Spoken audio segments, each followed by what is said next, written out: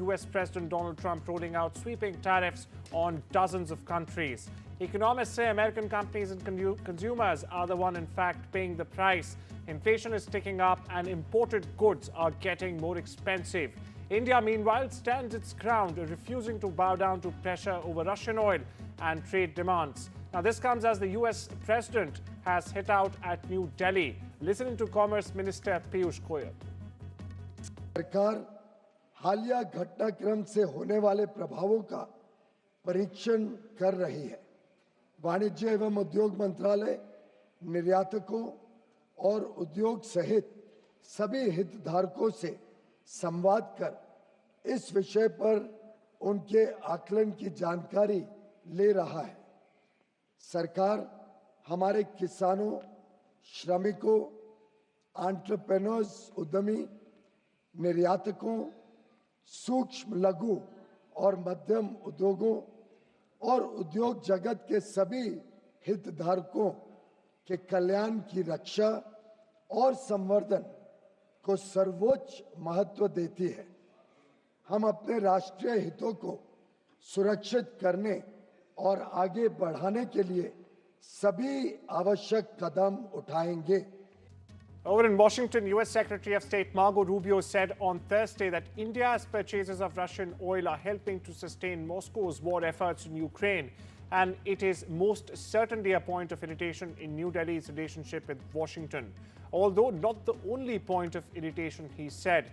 In an interview with Fox Radio, Rubio claimed that the US president is frustrated with the fact that India continues to buy oil from Russia despite having so many other oil vendors available and helping to fund Russia's war effort against Ukraine. Here's what he said.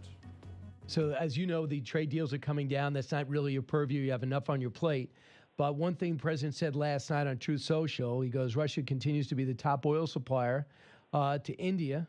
And during their first 6 months, they're making up 35% of the overall supplies. He, quote, India will therefore be paying a tariff of 25% plus a penalty for the above starting on August 1st. He's upset, maybe you're upset, that India continues to get, instead of a small portion, a great portion of their discounted oil from Russia, which is fueling their war machine. How disappointed are you in a so-called ally? Look, global trade, India is an ally. It's a strategic partner. Like anything in foreign policy, you're not going to align 100% of the time on everything. India has huge energy needs, and that includes the ability to buy oil and coal and gas and things that it needs to power its economy, like every country does. And it buys it from Russia because Russian oil is sanctioned and cheap, and meaning they have to, in many cases, are selling it under the global price because of their sanctions. Yep. And that, unfortunately, that is helping to sustain the Russian war effort. So it is most certainly a point of irritation in our relationship with India. Not the only point of irritation. We also have many other points of cooperation with them. But I think what you're seeing the president express is the very clear frustration that with so many other oil vendors available, India continues to buy so much from Russia, which in essence is helping to fund the war effort. Right. And allowing this war to continue in Ukraine. Donald Trump has signed an executive order on Thursday to increase tariffs on Canadian goods imported to the United States from 25% to 35%. The new import tax rate goes into effect Friday, according to a White House fact sheet. The White House, meanwhile, claimed that Trump had increased tariffs on Canada because it had failed to act on the public health crisis caused by fentanyl and illicit drugs flowing across the northern border into the United States. My colleague Maha unpacks.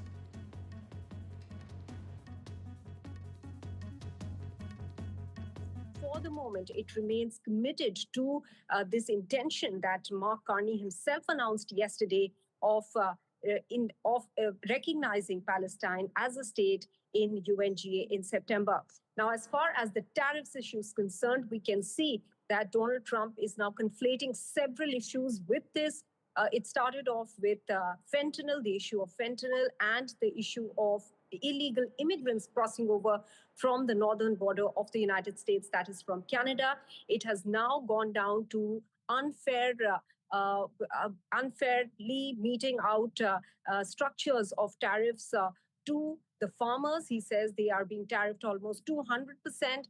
and that farmers and dairy products coming in from farm products and dairy products coming in from Canada will therefore be tariffed by the United States as well.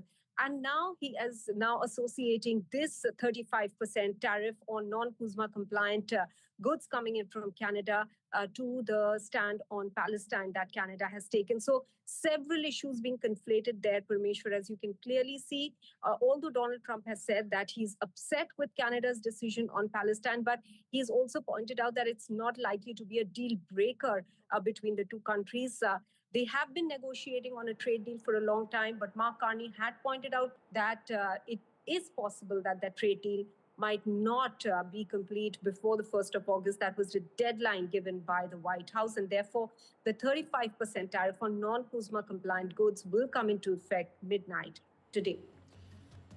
And meanwhile, Donald Trump's global tariffs face significant skepticism in a federal appeals court on Thursday as judges investigated whether the president had, in the first place, overstretched his emergency powers just hours before the latest sweeping round of duties is set to kick in, which has, of course, now been deferred till the 7th of August. Now, the full 11-strong bench of the U.S. Court of Appeals for the Federal Circuit in Washington, D.C. is considering whether Trump indeed exceeded his authority in imposing reciprocal tariffs on a large number of U.S. trading partners or not. Judges, meanwhile, repeatedly asked if Trump was justifying relying on emergency powers to effectively tear up U.S. tariff schedule without even consulting the Congress. My colleague Vishal gets you the fine print. There are several challenges right now as we speak, but the first one is the Federal Appeals Court that is hearing the case. So 5 small businesses and 12 Democratic-led states have moved the court. So it started with a smaller court in a lower court. The argument was heard in a lower court, but that did not materialize. It was sent to a higher court, which is hearing the case now.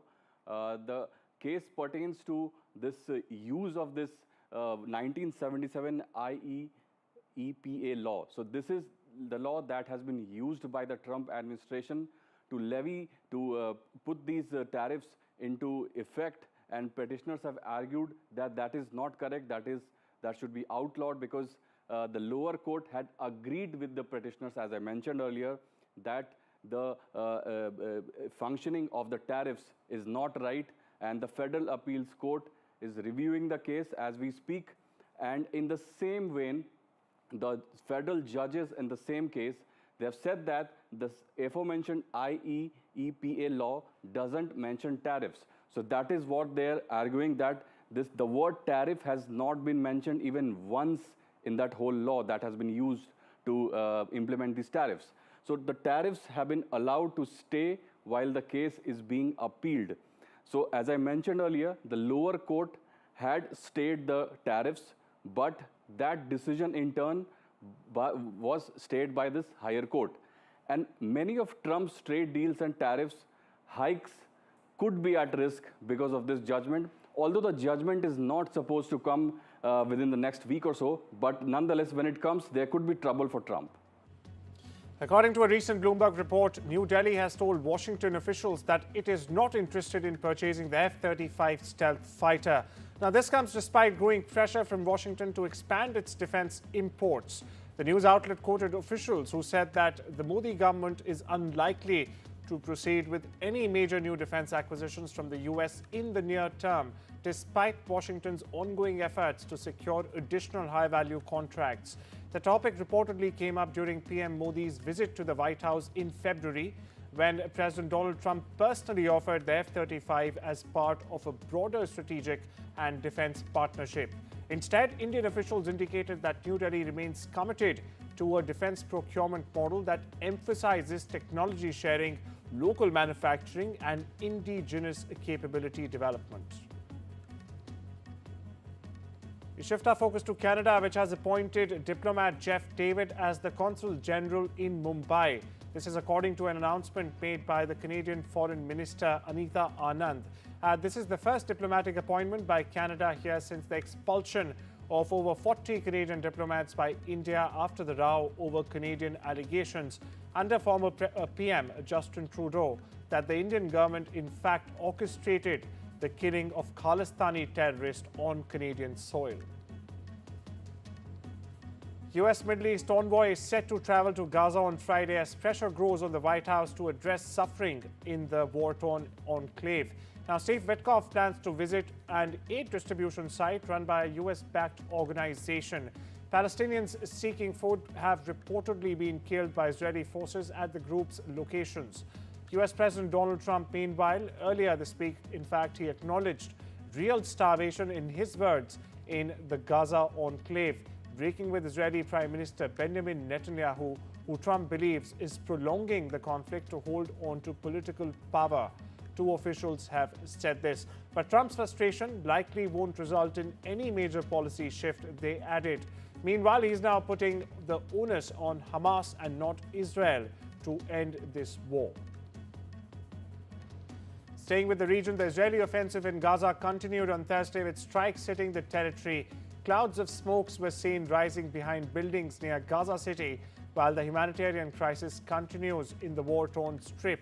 At least 91 Palestinians were killed and more than 600 wounded while attempting to get aid only in the past 24 hours. Now, this is according to the Gaza Health Ministry. The war started when Hamas attacked southern Israel on the 7th of October 2023, killing around 1,200 people and abducting 251 others. They still, by the way, hold 50 hostages, including around 20 believed to be still alive. The United Kingdom and 13 allied nations have publicly accused Iran's intelligence services of orchestrating a wave of assassination attempts, abductions, and even intimidation campaigns against individuals residing in Europe and North America. Meanwhile, displaced residents in Thai border province of Surin expressed their urgent desire to go back to their homes after the ceasefire agreement between Thailand and Cambodia took effect at midnight on Monday earlier this week. Now, since the armed clashes between Cambodian and Thai troops over disputed border areas broke out on the 24th of July, more than 30 people have been killed from both the sides and more than 100,000 others have in fact been evacuated to safer areas. Now, these figures are according to the official estimates provided by both the countries. Meanwhile, in a temporary shelter in Mugang, Surin district, Surin province, MS Ting, a university lecturer, said that her life changed drastically on the 24th of July. Listen in to her. I think no one would like to get this or face this situation that affect daily life. We would like peace and would like to spend a normal life. We're tired. I think everyone would like to stay with the family at home. You know, no place like home. I would like to stay with my husband, my son together to spend the daily life, the normal life, as soon as possible. I hope everything will be better. The 30-year-old British Sikh man has been stabbed to death in East London in an attack involving people known to each other, the UK police believe. Gurmukh Singh, also known as Gary, died last week in Ilford in East London and was formally named by the Metropolitan Police on Thursday. The force said its officers had arrested 27-year-old Amardeep Singh on suspicion of the murder that took place on the 23rd of July. It's been over a week now since the murder took place. He's since been given charge with one count of murder and remains in custody until his next court appearance at London's Old Bailey for trial on the 5th of January next year. Meanwhile, detectives also arrested a 29-year-old man and 3 women aged 29, 30 and 54 respectively in connection with the fatal stabbing. They have all since been released on bail until October, when the police investigation continues. Shifting focus to Southeast Asia, where a Pakistani anti-terrorism court on Thursday sentenced more than 100 members of jailed former PM Imran Khan's party to prison terms on charges related to rioting that targeted military sites back in 2023. Now, 58 of these defendants, who included parliamentarians and senior officials as well, were sentenced to 10 years in prison, and the rest were given sentences ranging from 1 to 3 years. Myanmar's military on Thursday nominally transferred power to a civilian-led interim government ahead of a planned election, with the junta chief remaining in charge of the war-torn country in his other role as acting president. Shifting focus back to Washington, where President Donald Trump continues to put his personal stamp on the White House with a new $200 million ballroom. Work will begin on the site in September and will be paid for by Trump and some unidentified donors. This is what White House Press Secretary Caroline Leavitt has said. Over in Latin America, the party of El Salvador President Nayib Bukele approved constitutional changes in the country's legislative assembly on Thursday that will allow indefinite presidential re-election and extend presidential terms to 6 years now. Meanwhile, lawmaker Ana Figueroa from New Ideas Party had proposed the changes to 5 articles of the Constitution. Now, the proposal also includes eliminating the second round of election, where the 2 top vote getters from the first round actually have been facing off till now. The New Ideas and its allies in the Legislative Assembly quickly approved the proposal with the super majority they hold. The vote passed with 57 in favor and 3 opposed. Over in the Far East, heavy rains and flooding hit northern China, killing at least 70 people so far and leaving dozens missing, and forcing hundreds, in fact, of thousands to evacuate. This is according to local authorities and state-run media outlets. 8 people were killed following the adverse weather, with 18 more missing in the Hebei province. It's next to Beijing for perspective. Meanwhile, rescue operations remain underway there. And strong rainstorms, in fact, also lashed the U.S. East Coast on Thursday, delaying flights throughout the region and also prompting emergency rescues of motorists trapped in deep water on busy highways from the Philadelphia area to all the way, in fact, to New York City. Meanwhile, in New York, flash flooding briefly closed sections of major roadways and also flooded train stations across the metropolitan region, as you see on your screen right there. Meanwhile, commuters captured videos of water pouring over a train on a platform in Manhattan's Grand Central Terminal and water pooling on the floor of a city bus as it pushed through a flooded Brooklyn street. But it's time we slip into a very short break. Much more on the other side.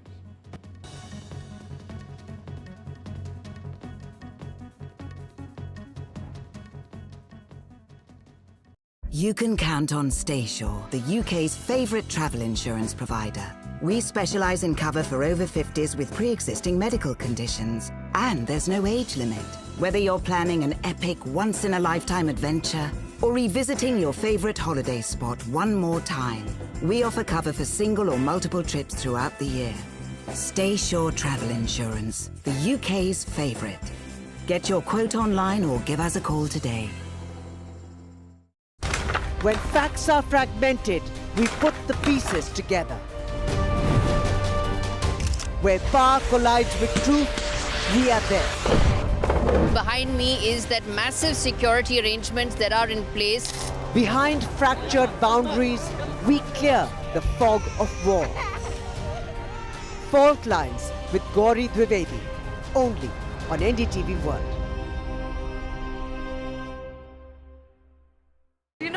Thinking about something like this, like a Supercross, why did you think that I should invest here? Because we know that you love for sports. No, I just think you should put, what is that? Your money where your mouth is? Huh? Huh? Yeah. Yeah, I just think it's, I mean, they call it a niche sport and stuff like that. I just don't think that's what it is, because they're considering the population of our country and the amount of bikes are sold, and it is the largest selling country for bikes and scooters and stuff like that. So I just thought that Instead of people racing on the roads, they should have tracks to race on. And I don't think this is a niche sport. I just think that there's no infrastructure, there's no league. So now we have a league and now we have the infrastructure. So all the guys riding on the streets, racing on the streets, have a chance to come and race in these leagues. Okay, my last question. Your film Battle of Elkan is coming, and we have seen how you have trained for it. It looks amazing, and you look fantastic in it. Thank you. I really appreciate that. And tell me a little more about it. When it's releasing? We are really excited about it. Time. We start shooting now, in another 10 days, and then release. This will be a quick release. I hope it's it's an intense one. It's looks intense. It's a difficult one. As humanly, it's difficult to do a film like that because high altitudes, hand-to-hand action, raw, brutal action in the Thanda Pani of Leh Ladakh. You are used to Thanda Pani. Huh?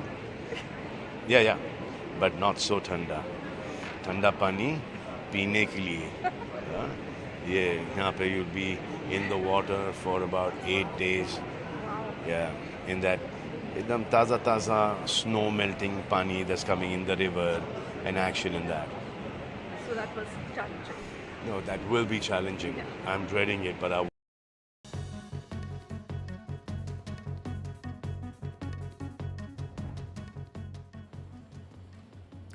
Welcome back. You're watching The World Report on NDTV, and over to the world of business and technology, where shares of tech giants Meta and Microsoft have been soaring, with the two companies adding a combined $400 billion to their market values only this week.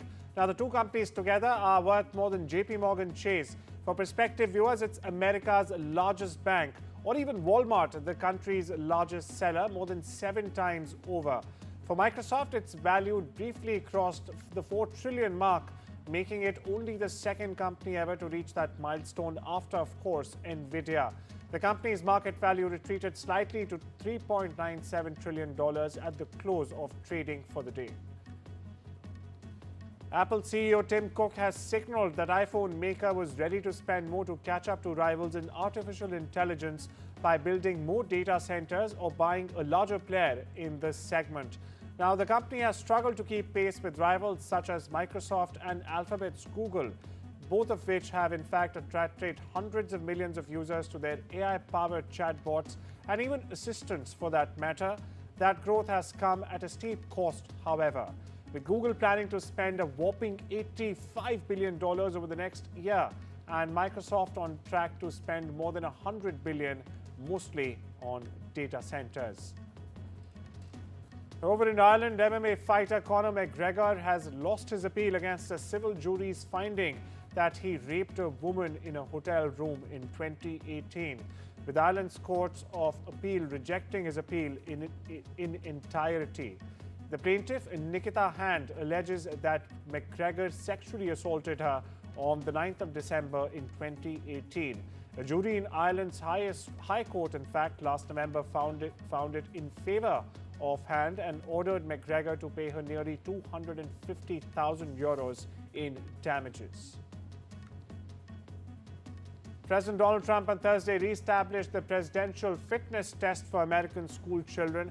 Now, it's a program which was created back in 1966, in fact, to help interest young people in following healthy and active lifestyles. Now, children had to run and perform sit-ups, pull-ups or push-ups and a sit and reach test. But the program changed in 2012 during the Obama administration to focus more on individual health than athletic feats.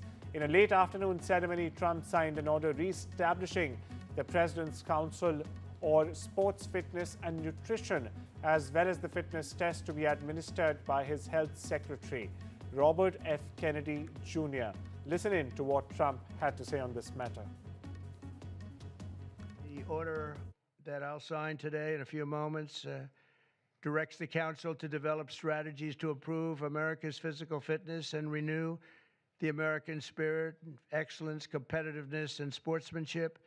To that end, I'm pleased to announce that we're officially restoring the Presidential Fitness Test and the Presidential Fitness Award, and it's going to be a very big thing. Grammy winner rapper 2 Chainz is known for painting pictures through his music for his fans, but this time, viewers, he's taking a more visual approach. He's teamed up with his cousin Hollywood veteran Omar Epps to write their short film Red Clay. Now, 2 Chainz born Tawheed Epps discovered he was cousins with Omar during the pandemic. After striking up a relationship, Chainz discussed the potential of working together on his passion project. Listen in. Vulnerability would probably be the common denominator across the board when dealing with red clay for me. It's something that I'm still dealing with and very embarrassed to even talk about. It's been probably more or less a family secret of mine. I've never mentioned it in interviews and even in my music, and a lot of my music is lifestyle based. And Friday just got freakier. That's right, the cast of Freakier Friday is embracing both nostalgia and evolution in the sequel to their 2003 body swap comedy hit Freaky Friday. James Lee Curtis compared the acting experience to jazz, while Lindsay Lohan, now also an executive producer, mind you, relished playing a teen in time. Jamie got to play the teen in the original and it looked so fun, Lohan said.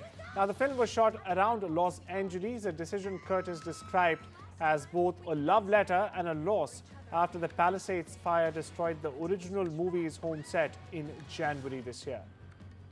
Oh, your lifelines. It's like they've... European singer Justin Timberlake has been diagnosed with Lyme disease. The former NS by NC star announced on Instagram Thursday. Timberlake shared the news in a post commemorating his Forget Tomorrow tour, which wrapped up in Turkey on Wednesday, adding that the disease can be relentlessly debilitating both mentally and physically. The sexy back singer, who described himself as a private person, wrote he considered ending his tour when diagnosed, but also wrote that he decided that the joy of performing brings me far outweighed the fleeting stress my body was feeling. I'm so glad I kept going, said Timberlake in that rather emotional post. And well, that's all we have for you this Friday. Take care and have a wonderful weekend.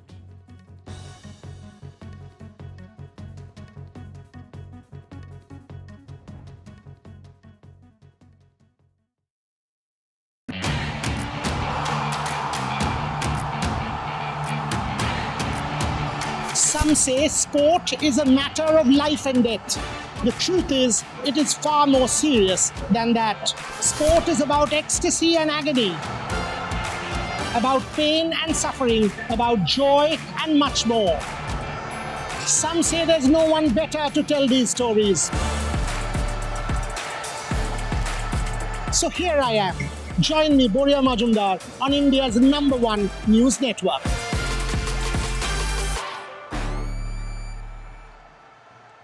You know, thinking about something like this, like a supercross, why did you think that I should invest here? Because we know that you love for sports. But why bikes? I just think you should put, what is that? Your money where your mouth is? Huh? Huh? Yeah. Yeah, I just think it's, I mean, they call it a niche sport and stuff like that. I just don't think that that's what it is, because they're considering the population of our country and the amount of bikes are sold, and it is the largest selling country for bikes and scooters and stuff like that. So I just thought that instead of people racing on the roads, they should have tracks to race on. And I don't think this is a niche sport. I just think that there's no infrastructure, there's no league. So now we have a league and now we have the infrastructure. So all the guys riding on the streets, racing on the streets, have a chance to come and race in these leagues. Okay, my last question. Your film Battle of Elkan is coming, and we have seen how you have trained for it.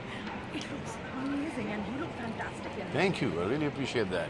And tell me a little more about it. When it's releasing? We're really excited about it. Time. We start shooting now, in another 10 days, and then it'll release. This will be a quick release. I hope it's and it's an intense one. It's looks intense. It's a difficult one, as humanly it's difficult to do a film like that, because high altitudes, hand-to-hand action, raw, brutal action in the Thanda Pani of Leh Ladakh. You are used to Thanda Pani. Huh? Yeah. but not so ठंडा. ठंडा पानी पीने के लिए. ये यहाँ पे you'll be in the water for about 8 days. Yeah, in that एकदम ताज़ा snow melting pani that's coming in the river and action in that. So that was challenging. No, that will be challenging. Yeah. I'm dreading it, but I will do it. Thank you so much for talking to us. Welcome.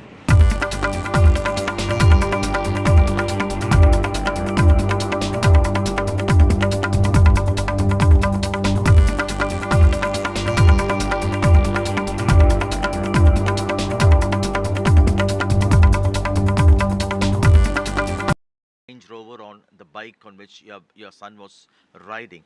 Investigation எப்படி போயிட்டு இருக்கு? அது first accident அவங்க வந்து ஸ்டார்டிங்லேயே accident தான் எனக்கு தெரியும். ஐ மீன் மண்டே ஜூலை 20th அப்போது குழந்தை ஆக்சிடெண்ட் போது போய் பார்த்தேன், பையன் வந்து ஆனால் ஸ்பாட்லேயே இறந்துட்டான். ஆக்சிடெண்ட் தான் சொல்லிட்டு சொன்னாங்க. பட் அப்போவே நைட்டே வந்து அந்த குழந்தை ஒருத்தர் வெங்கடேஷன் அப்படின்ற பையன் வந்து இல்லை, கார் வந்து 2 தடவை ஏற்றுனாங்க, இது மர்டர் தான் அப்படின்னு சொல்லிட்டு அந்த பையன் சொன்னான். ஸ்டேஷன் போனப்போ என்ன சொல்கிறாங்க, ஆக்சிடெண்ட்னா நாங்கள் உடனே எஃப்ஐஆர் ஃபைல் பண்ணுறோம், அதர்வைஸ் இல்லைன்னா எங்களால் பண்ண முடியாது அப்படின்னு ரொம்ப டிலே பண்ணாங்க. அதுக்கப்புறம் வந்து என் பையனோட பசங்க, என் பையனோட ஃப்ரெண்ட்ஸு, அப்புறம் என் கூட வேலை செய்கிறவங்க, எங்கள் வீட்டுக்கார கூட வேலை செய்கிறவங்க, எங்கள் ஆஃபீஸில் ஒர்க் பண்ணுறவங்க, இவங்க எல்லாம் சப்போர்ட் பண்ணி, ஃபேமிலி மெம்பர்ஸ் எல்லாம் சப்போர்ட் பண்ணவே அங்கேயே நாங்கள் மறியலில் ஈடுபட்டோம். அதுக்கப்புறம் நாங்கள் என்ன பண்ணோம், மறுபடியும் ஸ்டேஷனில் போய்ட்டு உட்காந்தோம். அதுக்கப்புறமா தான் இது வந்து மர்டர் கேஸாக இது பண்ண பிறகு தான், எஃப்ஐஆர் ஃபைல் பண்ண பிறகு தான் நாங்கள் வந்து குழந்தையோட இதையே வாங்கினோம். அப்புறம் இன்னொன்று என்னென்னா, இப்படி பண்ணிட்ட பிறகுமே வந்து அப்போவும் வந்து அந்த பர்சனை வந்து அவங்க அரெஸ்ட் பண்ணல. சந்துரு அப்படின்னவங்க கே நகர் தனசேகர் அவங்களோட பேர் டிஎம்கேல வந்து பெரிய ஆளாக இருக்காங்க. அதுக்கப்புறமா அவனை அரெஸ்ட் பண்ணிட்டாங்க. இதில் இன்னொரு சம்மந்தப்பட்ட பையன் வந்து பிரணவ் அப்படின்ற பையன், அவனுக்கும் அந்த வெங்கடேஷுக்கு தான் ப்ராப்ளமே, பிரச்சனையால் தான் என் குழந்தை கூட போயிருக்கானுங்க. பட் அந்த பையனுமே இன்னும் எதுவும் பண்ணலை. The mother says initially the police insisted that they would only file if it's a case of accident. Only after the family, friends and relatives protested, then they registered it as a case of murder. And then after a delay, they arrested the son, the grandson of the DMK functionary Chandru. She still says one more person has not been arrested. Yes. Pranav, he's somebody who was in the car, is it? எனக்கு அது ஷுவராக தெரியல. But அவன் தான் பிரச்சனைக்கு காரணம். The problem you say was between Pranav and Venkatesh. What is your demand to the police, to the Tamil Nadu government, ma'am? எனக்கு வந்து அந்த பிரணவ் வந்து அவனை அரெஸ்ட் பண்ணுங்க. அவன் வந்து மகளிர் மாநில தலைவர், அவங்க பேர் என்ன, விஜயா ஏதோ சம்திங், அவங்க நேம் எனக்கு தெரியல, அவங்களோட பேரனா, ஓகேங்களா, விஜயா பேரன்பு அப்படின்றவங்களோட தாயன்பு, விஜயா தாயன்பு அப்படின்றவங்களோட பேரனாவும் அவங்க வந்து டிஎம்கேல மாநில மகளிர் அணி தலைவராக இருக்காங்களாம். ஸோ அந்த பையன் கேஸில் இன்னும் வரவே இல்லை. யார் காரணம்? இதுங்களால தான் பிரச்சனையே. அந்த பையனை அரெஸ்ட் பண்ணுங்கள். என் பையன் சாவுக்கு யார் காரணமோ அவங்களுக்கு நீதி வேணும். இன்னொரு விஷயம் என்னென்னா, நான் பட்ட வலி, துன்பம், வேதனை எந்த தாக்கி வேணாம். இந்த வயசுலேயே இவங்க தைரியமாக பண்ணிவிட்டு உங்களால் என்ன பண்ண முடியும் பார்த்துக்கலான்ற மாதிரியும் நம்ம கெத்தை காட்டணும் அப்படி சொல்லிட்டு இதுங்க பண்ணியிருக்குங்க. ஸோ நாங்கள் என்ன வேணால் பண்ணுவோம், அரசியல் பின்புலமும் பணமும் இருந்தால் நாங்கள் என்ன வேணால் பண்ணலாம் அப்படின்ற மாதிரி ஆகுது. என் குழந்தை பட்ட வலி.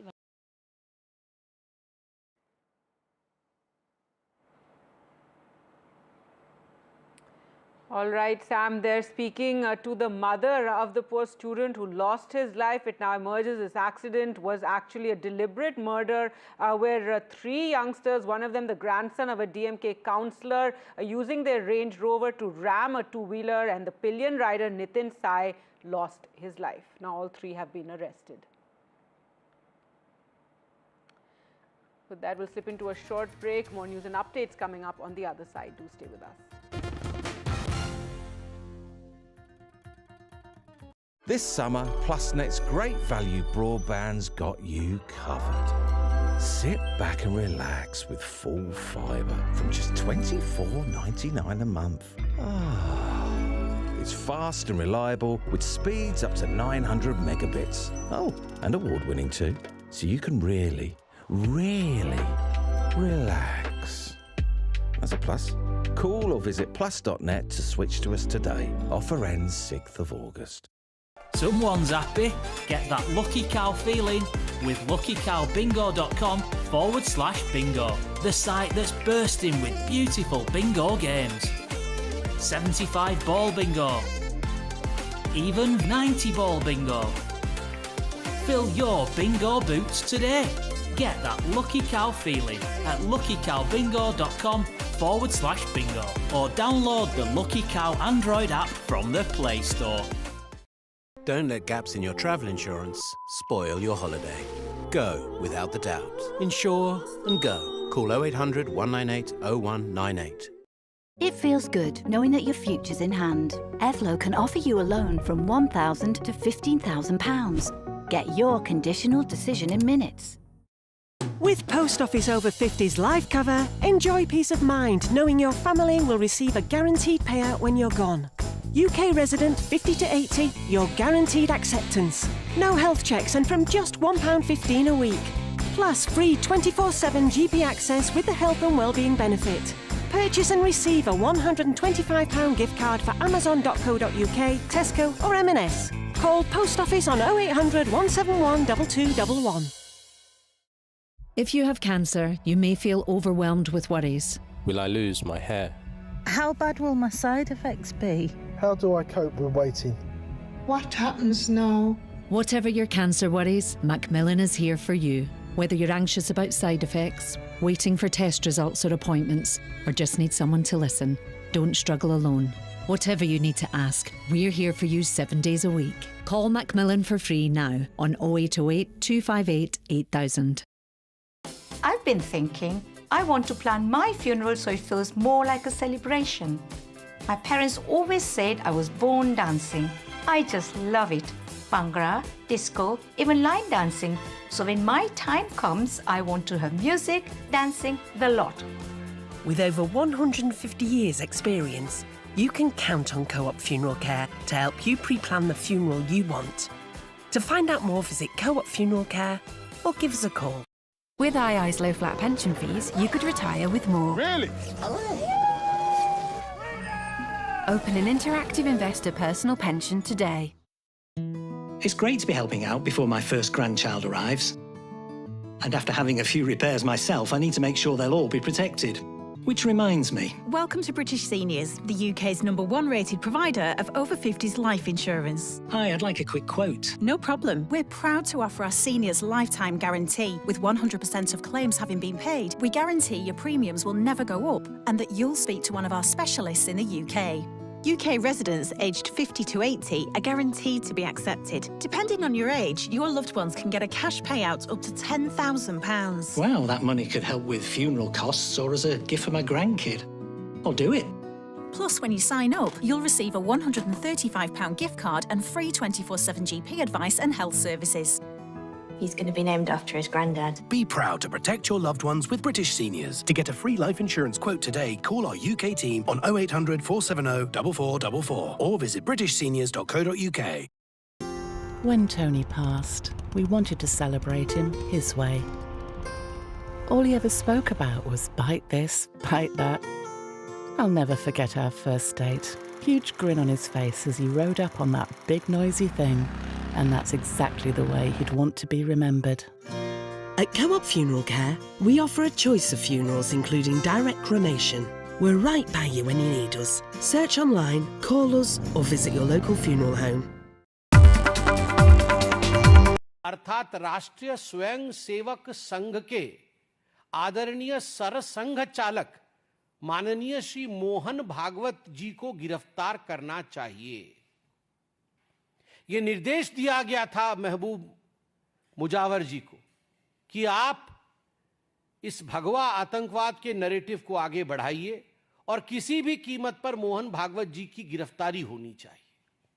चार्जशीट में नाम नहीं, जांच में कहीं भी मोहन भागवत जी का कोई लेना देना नहीं, नाम नहीं आ रहा है। फिर भी जब गिरफ्तारी का हुक्म दिया गया तो महबूब मुजव्वर ने संविधान का हवाला देते हुए कहा कि मैं ये काम नहीं कर सकता क्योंकि ये संविधान सम्मत नहीं है, ये आईन अर्थात कानून सम्मत नहीं है, इसलिए मैं कानून से ऊपर उठ के ऐसा कोई काम नहीं करूंगा जिससे भारत के संविधान को चोट पहुंचे।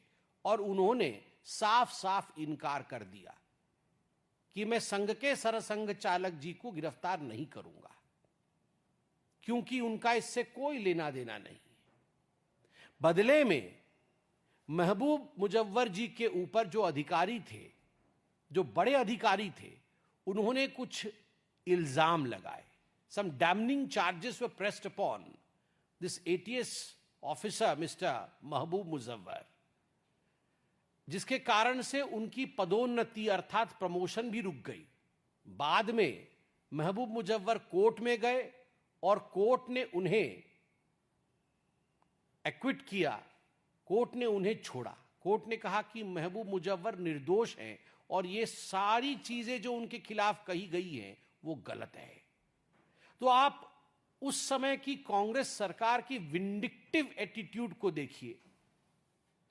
जबरन किस प्रकार से भारतीय जनता पार्टी और जो लोग हिंदू धर्म को मानते हैं और संघ के उच्चस्थ स्थान पर, उच्च पदवी पर जो लोग आसीन हैं, किस प्रकार से उनको अपमानित किया जाए, उनको गिरफ्तार किया जाए, उनसे बदला लिया जाए, इस प्रकार के विंडिक्टिव एटीट्यूड के साथ उस समय की कांग्रेस पार्टी काम कर रही थी और यह सब कुछ गांधी परिवार के कहने पर हो रहा था।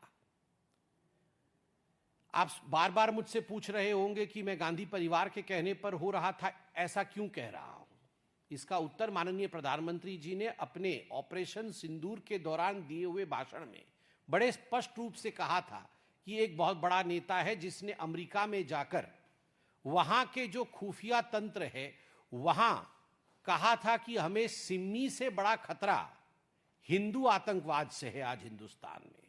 और आप भी जानते हैं वो बड़ा नेता कौन है जिसने यूएस के एम्बेसडर से कहा था कि हिंदू आतंकवाद आज हिंदुस्तान के लिए सबसे बड़ा खतरा है और सिम्मी भी उसके सामने बौनी है।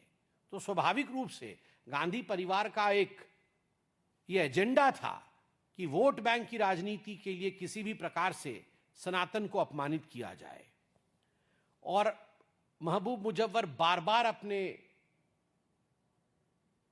कथन में कहते हैं कि झूठे आरोप लगाकर मोहन भागवत जी को गिरफ्तार करने की बात कही गई थी, झूठे मनगढ़ंत कहानी बना करके। दूसरा विषय जो आज महत्वपूर्ण है वह है पृथ्वीराज चौहान जी के बारंबार आ रहे बयानों का। कोई कल एक बार एक्सीडेंटल बयान हो गया हो ऐसा नहीं है, आज भी बयान को दोहराया गया है। आज भी कहा गया है, दो बातें कही गई है। पहली बात कही गई है कि आतंकवाद का धर्म नहीं होता। ये जो आतंकवाद का धर्म नहीं होता ये तकिया कलाम है तुष्टीकरण का।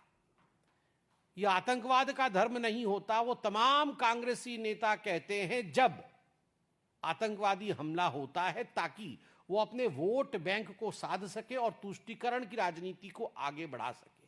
और उसी सांस में in the same breath Prithviraj Chauhan कहते हैं आतंकवाद का धर्म तो नहीं होता है, कहना ही है तो आप कहो हिंदू आतंकी या सनातन आतंकी। वाह, आतंकवाद का धर्म नहीं होता मगर हिंदू आतंकी और सनातन आतंकी कहो, कहना ही है तो। आप याद करिए सुशील कुमार सिंधे जी ने भगवा आतंकवाद कहा था उनके एक कॉन्क्लेव में, कांग्रेस पार्टी के एक बैठक में पहली बार भगवा आतंकवाद कहा था। और जब विगत वर्ष उनसे पूछा गया कि आपने सही किया या गलत किया भगवा आतंकवाद के शब्द का प्रयोग करके, तो सुशील कुमार सिंधे मुस्कुराते हुए कह रहे थे मैंने अपने मन से नहीं किया, मुझे तो लगता है मैंने गलत किया, मगर जो आला कमान ने कहा, जो मुझे मेरी पार्टी ने कहा कि आप भगवा आतंकवाद सैफरन टेरर का प्रयोग करिए, मैंने वो प्रयोग किया। मतलब आला कमान कौन है? कांग्रेस पार्टी में आला कमान तो कोई और नहीं, एक ही आला कमान है, या यूं कहिए कमान में बहुत सारे आले हैं गांधी परिवार के। कमान एक, गांधी परिवार, आले अनेक। प्रियंका गांधी वाड्रा, राहुल गांधी, सोनिया गांधी, तो ये सारे गांधी परिवार के लोगों ने ही सुशील कुमार सिंधे के ऊपर ये प्रेशर बनाया था कि आप भगवा आतंकवाद शब्द का प्रयोग करिए। और आज जो पृथ्वीराज चौहान कह रहे हैं इसमें भी कोई दो मत नहीं है कि उनके आला कमान ने ही कहा होगा। अब एक वर्ष बाद वो जब किताब लिखेंगे तो उसमें आएगी ये बात कि मुझे भी कहा गया था कहने के लिए। और ये कांग्रेस पार्टी की पुरानी आदत है।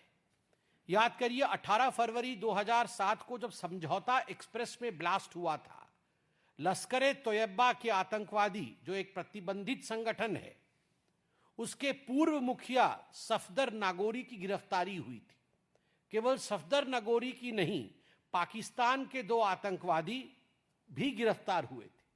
मगर इन सभी लोगों को कांग्रेस पार्टी ने 14 दिनों के अंदर, मात्र 14 दिनों के अंदर, और सफदर नगोरी एवं पाकिस्तान के वो 2 आतंकवादी मान गए थे कि हाँ हम ही हैं जिन्होंने बॉम्ब ब्लास्ट कराया था समझौता एक्सप्रेस में, उसके मानने के पश्चात, कन्फेशन के पश्चात भी मात्र 14 दिनों के अंदर छोड़ दिया गया। 2007 में हैदराबाद के मक्का। All right, some breaking news coming in from Tamil Nadu, where the Madras High Court has directed the government not to use the name of the Chief Minister or his photograph in publicity material related to various government schemes. This issue was brought to the High Court by AIADMK MP CV Shanmugam, who sought a ban on the use of former Chief Minister M. Karunanidhi's image and name on various schemes. Let's go across to V. Raghav for more on this story. Veera, give us the details. Well, the Madras High Court was responding to a petition that was moved by an AIADMK leader, primarily saying that the state government, while the Chief Minister's face can be used, and that's as per the Supreme Court's order, the state government cannot use the photograph of former Chief Minister M. Karunanidhi or former political leaders in government schemes. Now, it's an important order given the kind of All right, so the Madras High Court bans using a Tamil Nadu leader's name in various schemes. So a setback really to the state government. Remember, they're going into an election soon, and now this issue brought to the High Court by the AIADMK, and now that it has been directed. the robotic one. The DMK can't use Karuna's pictures on schemes. Let's go back to V. Raghav. Veera, will this affect, the DMK campaign?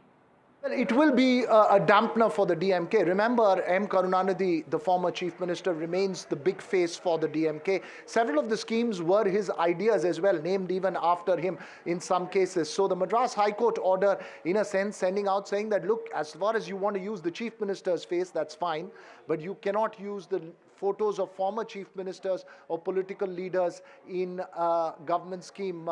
It's interesting because, remember, the culture legacy of Tamil Nadu is that several schemes have, connotations to political leaders from the past, whether it is C.N. Annadurai, the founder of the DMK, M.G. Ramachandran as far as the AIDMK is concerned, J. Jayalalitha as far as the AIDMK is concerned, and M. Karunanidhi for the DMK. So that's pretty much what the Madras High Court order is. It will mean a tweaking in terms of several publicity initiatives for the DMK and for the Tamil Nadu government specifically. This is, of course, the order restricting itself to Tamil Nadu government advertisements and Tamil Nadu government schemes. So not much for the DMK as far as its political campaign is concerned, but as far as the state government putting out publicity ads with faces of the former Chief Minister M. Karunanidhi, they can only use the face of M.K. Stalin at the moment on these ads.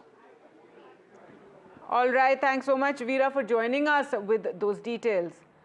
Well, news now coming in from Karnataka, where Prajwal Revana has been held guilty. This is the rape case verdict. He's been held guilty, and the special court has delivered this verdict. That is the big breaking news coming in. Former Karnataka JDS MP Prajwal Revana has now been convicted of rape. Remember, this was a whole Pandora's box really that opened when the first when the first allegation was made, and then several other allegations against Prajwal Revana. Let's go across to Deepak for more. And Deepak, the quantum of punishment to be delivered tomorrow, take us through this entire very, very shocking case involving such a prominent political family of Karnataka. Well, absolutely. Now, the Prajwal Revana files, of course, had, really, it had shook the entire political scenario here in Karnataka. And this is one of the cases. This pertains to a house help, a 48-year-old woman who had alleged that, Prajwal Revana had raped her on multiple occasions. This was during the 2021 period. Later, while an FIR was registered, there were also charges that this woman was abducted by family members of Prajwal. There was a lot that was happening as far as this case is concerned. Now, he's charged on multiple cases. This is one of the cases. The Special Court for Elected Representatives, of course, delivering its verdict and, pronouncing its verdict today and saying that Prajwal Revanna is indeed guilty. The quantum of punishment, of course, will be delivered tomorrow is what I'm picking up. Prajwal Revanna, while he was seated in court, got quite emotional as the judge was passing that verdict, even wiping a few tears there. He has remained in prison now, mind you, for about 14 months now. He's tried to get himself out on bail multiple occasions, but didn't really fare well for him. All rejections coming his way. And right now, this will be yet another major setback, not just for Prajwal Revanna, but also for the Revanna family, because his father continues to be in politics. He's an MLA. They've had a major clout, especially in the Hassan region. After this, there was a lot of bad reputation, really, that was built for especially the Revanna family in the JDS. Politically, this, of course, changes a lot of things now in Karnataka. That's right. So Prajwal Revanna there convicted, and the quantum of punishment to be announced tomorrow. As you said, Deepak, this was a shocking case at the time where the household help made these such serious allegations, and it seemed from the various other people who came and spoke up after that it was something that many there in that area, in their constituency, family bastion, knew about these going-ons that were taking place, and a whole lot of information then came out about the family and the kind of practices. This pertains to this particular case you're telling us of the 48-year-old household help who accused him of rape.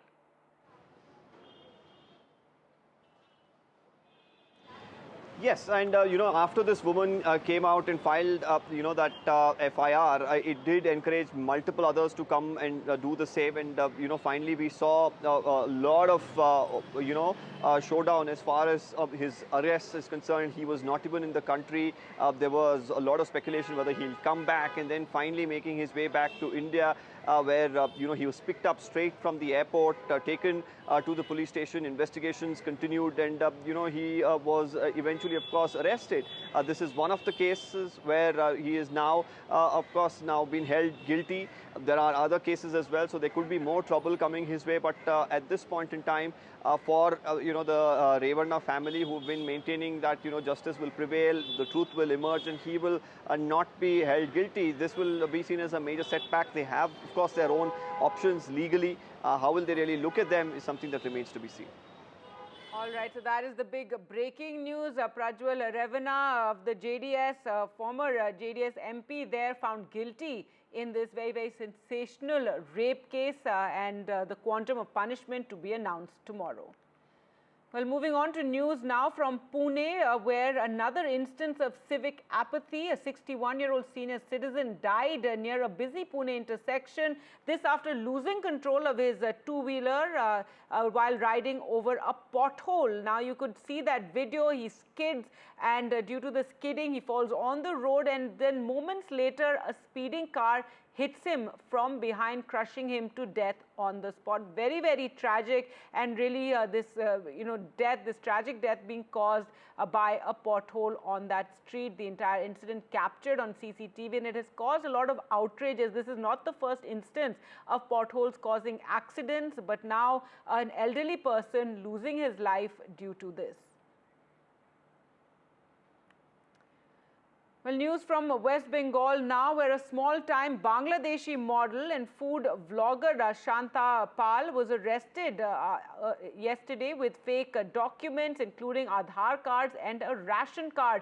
She was apparently using these documents to pose as an Indian and travel to multiple cities, even taking loans is what we're told. So a very controversial case, especially given this time when there's so much focus on illegal immigrants who are living in India. Let's go across to Shreshi for more. Shreshi, give us more details about this entire case. How was she caught? Well, what we have understood so far with the information that was provided by the police as well as the neighbor of this particular woman is that she had taken a rented flat in South Kolkata. She was staying there with her husband. Thereafter, a police complaint was filed at the Park Street police station under various sections. but not to do with her identity. But when the police came to arrest her and they conducted a search operation in the house, that's when they discovered Bangladeshi documents on her, which included her ID, her school certificates, and they were all under the Dhaka address. Thereafter, they found Indian documents of this same woman, which included Aadhaar card, voter ID card, and various other ID proofs. And thereafter, the police arrested her. The husband was also detained for questioning for a bit. The police are investigating into the case. What was the motive? How did she manage to procure these documents which belong to her? And various parts of West Bengal, not just Kolkata address, but also addresses from Bardhaman district here in Kolkata. So the police are trying to ascertain how she got her hands on these documents and who helped her get these documents. And the investigation carries on as the girl remains in police custody. All right, Shreyashi, thanks so much for joining us with those details. All right, with that, time for us to slip into a short break. News and updates coming up on the other side with Divya. Stay with us.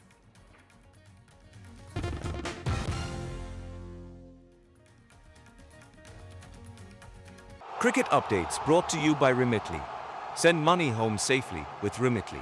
It feels good knowing that your future's in hand. Evlo can offer you a loan from £1,000 to £15,000, whether it's for home improvements or for some of life's big moments. Evlo looks beyond your credit score and always takes a case-by-case approach. Visit evlo.co.uk to get your conditional decision in minutes. Dealing with my lot means making smart choices.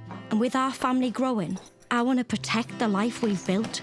That's why I'm calling Smart Insurance. Hi, I'd like a quick quote, please. OK, you can choose a benefit amount up to £750,000 depending on your age. Brilliant. If you're a UK resident aged 18 to 64, you can apply with just a few health and lifestyle questions. For £250,000 of cover, the price starts at just £14.77 a month. That's less than I thought, and could help my husband pay off the mortgage. With our Smart Family Guarantee, you'll have peace of mind. I'll go ahead. You'll also receive a 100% advance in the event of terminal illness and 10% cashback on your first year's premiums. That's the Smart Cashback. Plus, you get your choice of a £125 gift card. Protect the life you've built the smart way. To get a free life insurance quote today, call our specialist UK team on 0800 977 5753 or visit smartinsurance.co.uk. And here's the dining room. There's a lovely garden, plenty of room for a trampoline. It's beautiful. Our relationship with money is formed from a young age. Nice to meet you both. Well, we've seen a house we really like. That's why we're here to help you take control and find a mortgage that suits you, whether you're buying, moving, or looking for a better rate.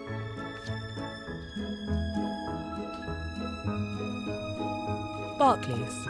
Make money work for you. Whatever you need to ask about cancer, Macmillan's free support line is just a call away. Hello, Macmillan. Whether it's money... Am I going to lose my job? Getting on with life. Can I still go abroad? Get insurance? Or just need someone to listen. How do I tell them? Our specialist advisors are here to help as often as you need them. Whatever you need to ask, cancer, money, life, call us now on 0808 134 1000. Someone's happy. Get that lucky cow feeling with luckycowbingo.com/bingo. The site that's bursting with beautiful bingo games. 75 ball bingo. Even 90 ball bingo. Fill your bingo boots today. Get that lucky cow feeling at luckycowbingo.com/bingo or download the Lucky Cow Android app from the Play Store. This summer, PlusNet's great value broadband's got you covered. Sit back and relax with full fibre from just $24.99 a month. It's fast and reliable with speeds up to 900 megabits. Oh, and award-winning too. So you can really, really relax. That's a plus. Call or visit plus.net to switch to us today. Offer ends 6th of August. With Post Office Over 50s life cover, enjoy peace of mind knowing your family will receive a guaranteed payout when you're gone.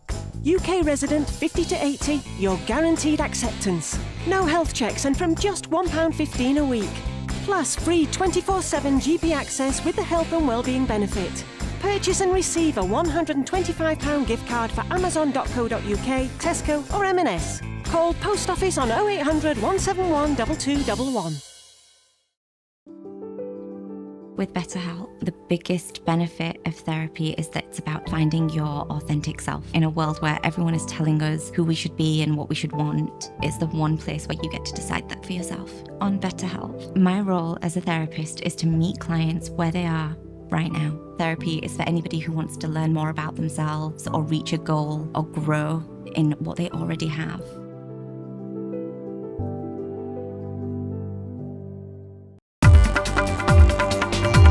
The Election Commission has gone on to say that won't spare you wherever you are from the bottom or the top. This is the claim that's being made by Rahul Gandhi. They're a big attack against the poll body, and this is the first draft of the Bihar electoral rolls that has been released before it gets published. On that very day, of course, Rahul Gandhi, they're hitting out at the Election Commission. In the Malegaon case, massive claim by the ATS official saying that he was put under pressure to arrest Mohan Bhagwat. Now, the Chief Minister of the state of Maharashtra has gone on to say there was a massive conspiracy by the Congress government.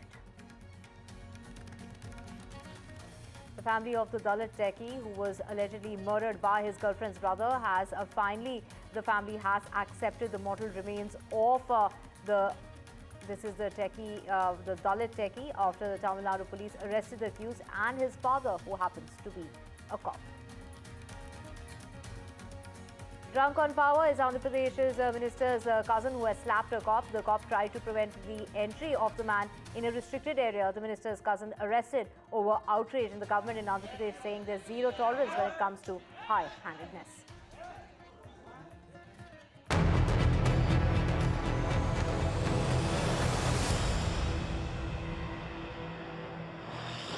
A very good afternoon. You're watching NDTV 24/7. I'm Divya Vatva. We have a whole lot lined up for you, including India's counter to comments that were made by Donald Trump. Do remember that Donald Trump had gone on to say that India's economy is dead. Now, what we are hearing is there's no adverse impact as far as economy is concerned. GDP loss is likely to be less than 0.2%. Most exports to the United States not under the tariffs, and this is because of the exemptions, and of course exports likely to fall slightly. That is what India is saying. India is giving top priority to its own interest, to its national interest, which is why no compromise as far as it comes to agriculture, to dairy, and that is no compromise on religious sentiments and no compromise on milk, as well as India will protect its agriculture and also will not come under any sort of pressure. That is the reaction of India, and that is the befitting reply to Donald Trump, as this really comes about at the time when Donald Trump is now planning on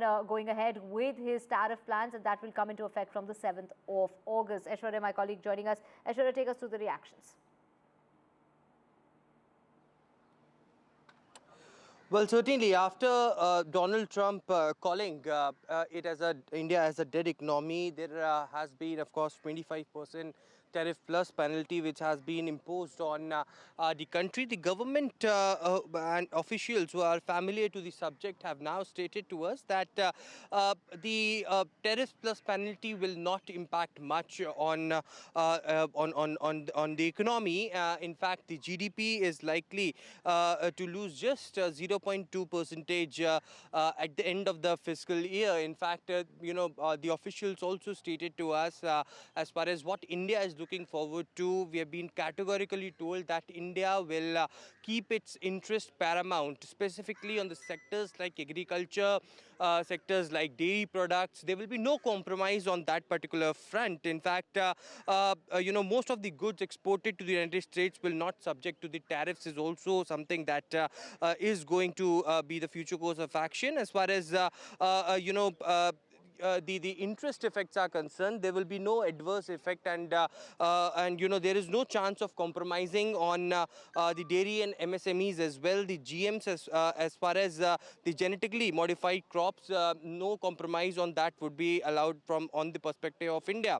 India is on the strong path of becoming fifth and 5.5 trillion economy, and India is the world's fastest growing economy, and India will go towards that path only. The BTA agreement is something that we can't tell when it will happen or whether it will happen, is something that the government officials have stated. There's still a scope of negotiations that many of the officials within the Commerce Ministry had told us. And after the BTA, there will be a review of tariffs after speaking to many industries. But most importantly, the officials had been stating that there will be no compromise on the smaller sectors, the MSMEs, who is a larger part who contributes to the Indian economy, specifically to agriculture, dairy products as well. And certainly, remember, in the past we have seen, while having a bilateral agreements with different countries, dairy is something that dairy and agriculture, these two sectors are something that India had always looked upon, and there will be no compromise on that particular sectors. Right, Aishwarya, thank you so much for getting us all the very latest. And like we mentioned, that it's Donald Trump's administration that's announced that the reciprocal tariffs will come into effect, not from today, that was the deadline, but from the 7th of August. Now, this isn't a U-turn of sorts, this isn't an extension of sorts, but this is procedural. That is what the White House has gone on to say. This is a major trade storm that is brewing with the United States, with Donald Trump there rolling out sweeping tariffs on dozens of countries. Economists say that American companies and consumers are the ones who are going to be paying that price. Inflation is ticking up, the imported goods are getting more expensive, and India meanwhile stands its ground, refusing to bow to pressure over Russian oil and trade demands. This, as US President Donald Trump has hit out at New Delhi. It is Marco Rubio, the US Secretary of State, who has gone on to say that India purchasing oil from Russia is really helping sustain Moscow's war against Ukraine, and that is the problem here. That is the sticking point. Let's listen in to what was really said here. So as you know, the trade deals are coming down. That's not really your purview. You have enough on your plate. But one thing the president said last night on Truth Social, he goes, Russia continues to be the top oil supplier to India and during their first 6 months. They're making up 35% of the overall supplies. He, quote, India will therefore be paying a tariff of 25% plus a penalty for the above starting on August 1st. He's upset, maybe you're upset, that India continues to get, instead of a small portion, a great portion of their discounted oil from Russia, which is fueling their war machine. How disappointed are you in a so-called ally? Look, global trade, India is an ally. It's a strategic partner. Like anything in foreign policy, you're not going to align 100% of the time on everything. India has huge energy needs, and that includes the ability to buy oil and coal and gas and things that it needs to power its economy, like every country does. And it buys it from Russia because Russian oil is sanctioned and cheap, and meaning they have to, in many cases, are selling it under the global price because of their sanctions. Yep. And that, unfortunately, that is helping to sustain the Russian war effort. So it is most certainly a point of irritation in our relationship with India. Not the only point of irritation. We also have many other points of cooperation with them. But I think what you're seeing the president express is the very clear frustration that with so many other oil vendors available, India continues to buy so much from Russia, which in essence is helping to fund the war effort, right, and allowing this war to continue in Ukraine. Now, after US President has gone ahead and said that there will be 25% reciprocal tariffs on all goods imported from India, which will come into effect from the 7th, 6 days from now. And it is the Congress party that is slamming Prime Minister Modi, accusing him of failing to safeguard India's strategic and economic interests. In fact, the Congress party is saying that the government cannot be a mute spectator. India can't stay silent. What is worrisome is India, after 4 months of intense negotiations with the United States, has not been able to thrash out even an interim bilateral trade agreement. So this is something, do remember that Donald Trump had been very hopeful of being able to strike that deal. In fact, said that, India is a friend. But now, because of India's relationship with Russia, that seems to be having an impact when it comes to tariffs and the reciprocal tariffs that India is facing to the tune of 25%. Let's listen in to the reactions coming about. First, Piyush Goyal, what he had to say, and Karti Chidambaram reacting to that as well. सरकार हालिया घटनाक्रम से होने वाले प्रभावों का परीक्षण कर रही है। वाणिज्य एवं उद्योग मंत्रालय निर्यातकों और उद्योग सहित सभी हितधारकों से संवाद कर इस विषय पर उनके आकलन की जानकारी ले रहा है।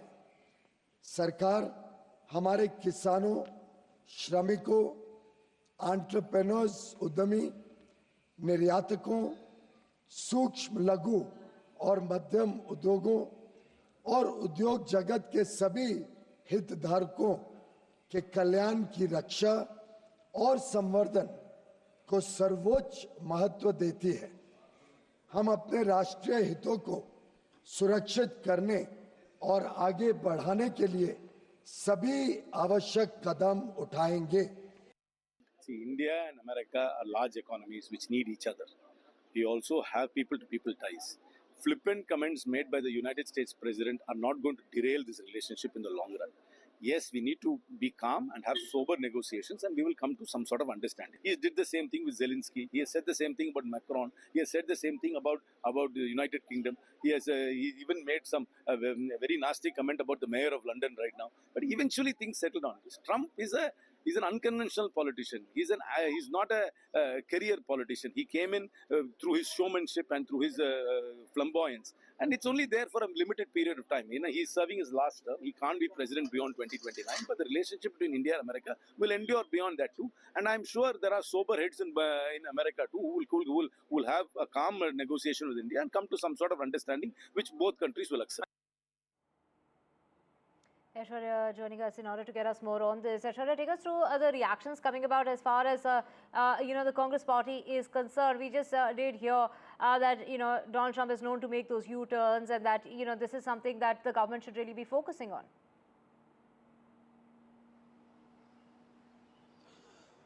Well, many in the Congress are not towing the line of leader position. In fact, from the India bloc as well, there had been dissent in the voices that we have witnessed since morning as far as what steps had been taken by the United States President and what announcement he has made. Many had stated that it is United States President who is an unconventional president and a politician. He will not remain after 2029, but a friendship of India and United States which lasts for so long. It is Piyush Goyal, Commerce Minister himself, who stated that on every front, on every level, there are negotiations which are going on. The ministry is being speaking to different sector, industrialists as well, and they are going into the depth as to what steps has to be taken as far as making India paramount as far as their interest is concerned, as far as our country, smaller industries and MSMEs are concerned, the agriculture sector is concerned.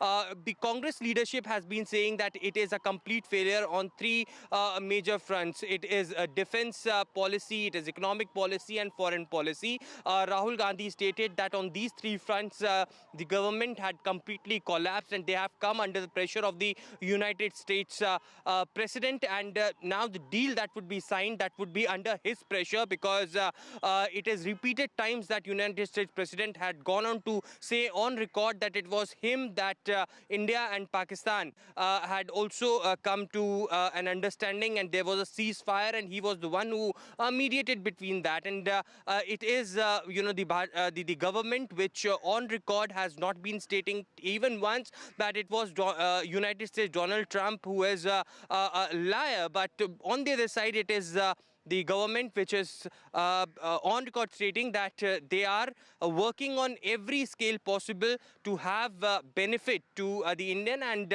of course Indian economy for having fastest growing economy. India's interest is paramount and there will be no compromise on any other fronts. That's right. Thank you so much, Aishwarya, for getting us the very latest. Now, let's just also talk about trouble that's brewing for Donald Trump, and this is because of the controversial tariffs also in his own backyard in the United States. It's a federal appeals court. That will also, be taking up this case. Judges in Washington, D.C. have really been questioning whether Trump overstepped his authority by using this emergency powers in order to impose sweeping reciprocal tariffs on U.S. trading partners. Businesses challenging that move, saying it's an extreme overreach unlike anything seen in the last 200 years. Critics argue that the law that Trump has used, the 1977 Emergency Powers Act, was never meant to apply to tariffs. The administration claims that the tariffs are necessary to protect national security and U.S. manufacturing. Trump, defending the move online, called the case, while America's big one, and claimed that U.S. is now stronger because of his trade stance, and the court's final decision could in fact reshape presidential trade powers as well. My colleague Vishal with the details. There are several challenges right now as we speak, but the first one is the Federal Appeals Court that is hearing the case. So 5 small businesses and 12 democratic-led states have moved the court. So it started with a smaller court in a lower court. The argument was heard in a lower court, but that did not materialize. It was sent to a higher court, which is hearing the case now. The case pertains to this use of this 1977 IEEPA law. So this is the law that has been used by the Trump administration to levy, to put these tariffs into effect. And petitioners have argued that that is not correct, that should be outlawed, because the lower court had agreed with the petitioners, as I mentioned earlier, that the functioning of the tariffs is not right, and the Federal Appeals Court is reviewing the case as we speak. And in the same vein, the federal judges in the same case, they have said that this aforementioned IEEPA law doesn't mention tariffs. So that is what they're arguing, that the word tariff has not been mentioned even once in that whole law that has been used to implement these tariffs. So the tariffs have been allowed to stay while the case is being appealed. So as I mentioned earlier, the lower court had stayed the tariffs, but that decision in turn was stayed by this higher court. And many of Trump's trade deals and tariffs hikes could be at risk because of this judgment, although the judgment is not supposed to come within the next week or so. But nonetheless, when it comes, there could be trouble for Trump. So much, Vishal, for getting us the very latest. And this is, of course, Congress leader Rahul Gandhi, who has backed US President Donald Trump's remarks. This is in regard to the tariffs. He's gone on to say that India's economy is dead, comparing India's economy with Russia, and that what they do with their economy is not his problem. Now, this really is a time when, of course, Rahul Gandhi has now found, in fact, Shashi Tharoor contradicting those remarks that have been made by Rahul Gandhi when he is siding with Donald Trump as far as those remarks are concerned. Shashi Tharoor has gone on to reject Donald Trump's remarks. Listen in to what the MP had to say. इस विषय के बारे में मैं जो कुछ कहना था कल कह दिया। भारत की इकोनॉमी डेड हो चुकी है सर? नहीं, बिल्कुल नहीं यार, आपको पता है।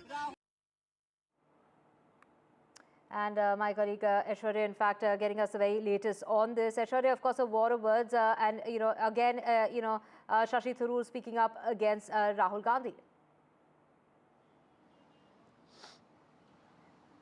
Well, Rahul Gandhi backed Donald Trump's remark and stated that Indian economy is dead. What United States President had earlier stated. Many of the Congress leaders, just not Shashi Tharoor, from Karti Chidambaram, Rajiv Shukla, RJD's Manoj Jha, everyone had stated something else as far as India's economy is concerned. They've stated that, it is a collective approach that the government needs to take. There is still a scope of negotiation. The negotiating team will certainly speak to the United States, and it is just not about United States President, but, he, being an unconventional politician, he is there till 2029. Further to that, India-America relationships or their friendship remains long-lasting. And we have to work towards that. Politicians or the political parties, governments, comes and go. It is the relationship and friendship that lasts for long. And this all depends on the on such trade agreements, on such bilateral understanding between the two countries. And there is a lot of scope to that. Of course, LOP Rahul Gandhi had been amplifying on what had been stated by Donald Trump, but their own leaders not supporting Dr. Shashi Tharoor's latest remark, stating that this is not true, this is not the case, that what Rahul Gandhi had stated, that Indian economy is now dead. Right. Thank you so much, Aishwarya, for getting us the very latest. Stay with us for our next story as well.